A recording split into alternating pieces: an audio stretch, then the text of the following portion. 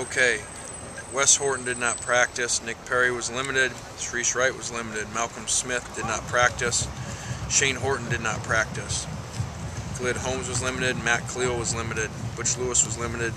Tyron Smith did not practice. Dylan Baxter did not practice. And Bryce Butler was limited. This is a great game for us to come back home here versus a team that, I don't know, I guess they're 3-2, but they're playing extremely well. I mean, I'm sure you guys saw it last week to limit UCLA the way that they did. Their defense played one game, where they didn't play very well, versus Nevada. Is that who it was, Nevada? Yeah. Yes. Right. Nevada, 52 points, and after that, they haven't given up more than 10 points in a game all year long. So this is a defense that's playing great. You can tell there's a reason they got the most sacks in the Pac-10. The number one defense, the number one pass defense. So we're gonna have our hands full, and they're running the ball extremely well. You can tell that they're dedicated to running the ball by their run-pass ratio, and this is gonna be a big challenge for us. Have you thought of making any specific changes defensively at all to spark something? Yeah, we've thought of it. I don't know what that would be. As you just saw with the injury report, a number of guys not even here or limited today, and so we're just trying to plug guys in. Are you concerned about the depth with that long injury list, especially in the front seven? Yeah, definitely. I mean, I looked out in 7-on-7 at our second team, back seven. You guys might only know the name of two of them. It is what it is. So we got to get guys healthy and find a way. You mentioned about their pass D, but their run D is impressive too this year. That's a heck of a matchup for you guys. Yeah, it is. They're playing great. You saw it last week. Whatever it ended up being, yard per carry. They're really playing physical. NFL-style defense that is very multiple. Plays 3-4. Plays shifts to the under from that, and then goes back to 4-2-5 in nickel situations. They put two really fast guys on the edge that are linebackers on when you try to spread them out. So these guys present a ton of challenges, and it's really interesting to see the transition from last year to this year. They're new staff on defense, but completely different defense and playing a lot better. Most of the talk has been about the struggles the defense has had, but there's always got to be some bright spots. Can you tell us about those? Yeah, I would say by far, the bright spot last week was forcing the 3 fumbles. Something we had not done a very good job at, something we really made a big deal about last week, even more than normal, just because it hadn't been happening, and showed some film of some people around the country doing a great job at it. And then, it's unfortunate, that kind of, might have been a good part of the story if we were able to finish them there at the end, especially maybe with the 4th turnover right there of the defense, even though it's been in a lot throughout the game, finding a way to get the ball back for us. Any individual players that you've been really satisfied with? I think, to see Nick Perry, he hasn't been 100% all year long, and, he just continues to go in there. This bye week's going to be very helpful for a lot of our guys after this game, but to see him go in there and battle through it, and Jarrell Casey and Armand Armstead basically play every snap and not really rotate, says a lot about those guys. Robert Woods had the 3 touchdowns Saturday. We're just talking to him right now. He's talking about how he needs to improve the way he catches the ball, how he needs to improve jumping out of the line. What makes him different as a freshman compared to other ones? Yeah, well, the first part he does, he drops the 4th one. We had a chance to catch his 4th touchdown of the day, and he has a tendency in that situation to not have enough confidence and body catch it. So something that we're working on with him, something that he dropped the first ball of the game too. So he's got a long ways to go, but the way he approaches the game is why he's playing so well. He plays 3 different positions for us, which is very rare. We got some juniors that couldn't do that. That speaks a lot for him. Coach, last week we talked about how the loss could build character. How about 2 losses the way you did lose those games? How do the guys react to that?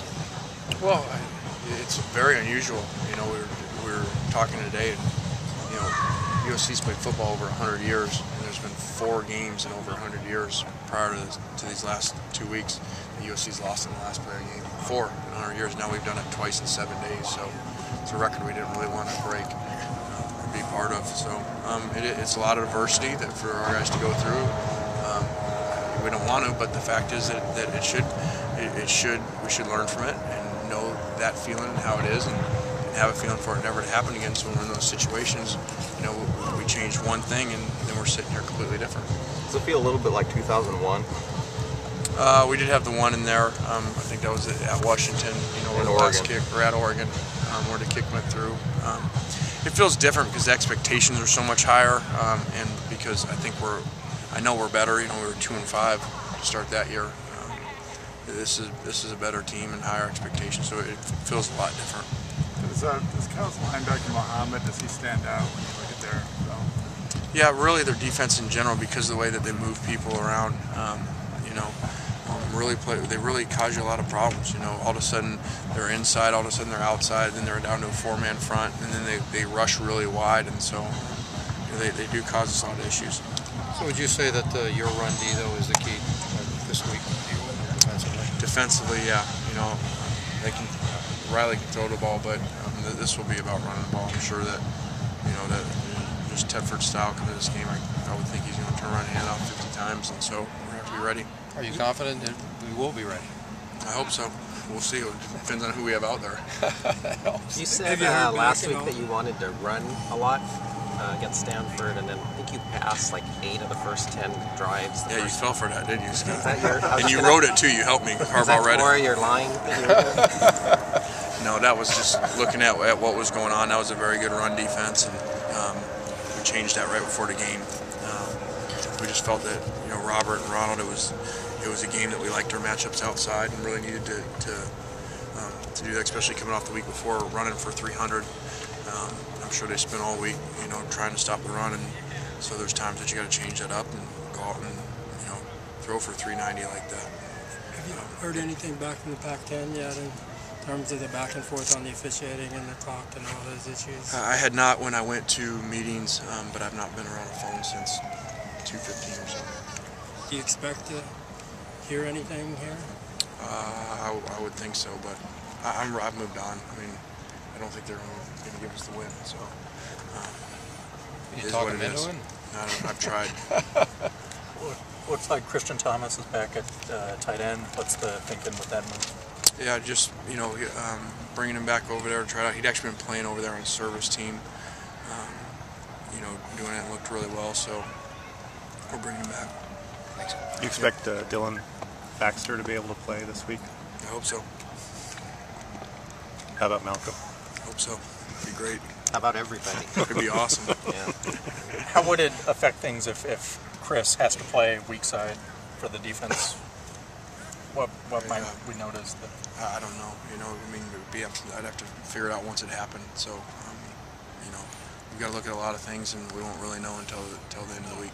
Have you thought about Blake Ailes at defensive end? Because he's not doing anything offensively, and you just moved Thomas to tight end.